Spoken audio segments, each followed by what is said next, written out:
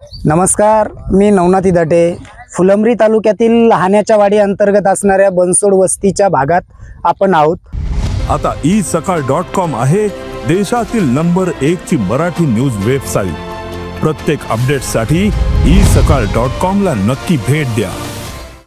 आणि ही जी नदी दिसते ही गिरजा नदी आहे आणि या नदीला मोठ्या प्रमाणात पाणी आल्यानंतर सुमारे 2.5 ते 3 हजार लोकांची वस्ती असणाऱ्यांना लहाण्याच्या वाडी गावात येण्यासाठी जीवावरची कसरत करावी लागत आहे.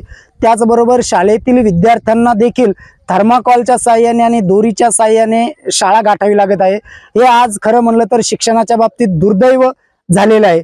भारत स्वतंत्र होऊन 75-76 वर्ष पूर्ण झाले तरी देखील या भागातील विद्यार्थ्यांची शाळेत येण्यासाठी कसरत अजूनही थांबलेली नाहीये.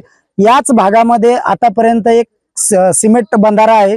इथे आतापर्यंत 2 ते 3 जणांचा पाण्यात बुडून दुर्दैवी मृत्यू देखील झालेला आहे, परंतु शासनाने याची कुठली अजून दखल घेतलेली नाहीये. या भागातील नागरिकांना दररोज दळणवळणासाठी व शाळेतील विद्यार्थ्यांना शाळेत येण्यासाठी पुलाची एक रास्त मागणी येथील नागरिक मागील गेल्या अनेक वर्षापासून करीत आहे, परंतु शासनाचं याकडे दुर्लक्ष होत आहे. थर्माकॉलच्या साहाय्याने विद्यार्थ्यांना शाळेत आणण्याचं काम होत आहे. एखादा दुर्दैवी घटना झाली तर याची जबाबदारी कोण घेणार हाच प्रश्न आता इथे उपस्थित होत आहे. त्याचबरोबर भारताला स्वातंत्र्य मिळून सुमारे 76 वर्ष झाले तरी देखील या भागातील नागरिक आपण पारतंत्र्यात असल्याचीच भावना व्यक्त करत आहे.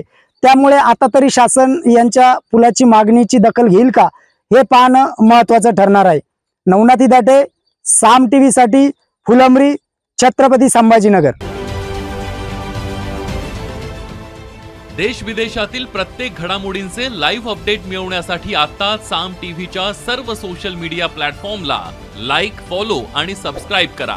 तसंच सर्व नोटिफिकेशनसाठी बेल आयकॉन प्रेस करायला विसरू नका.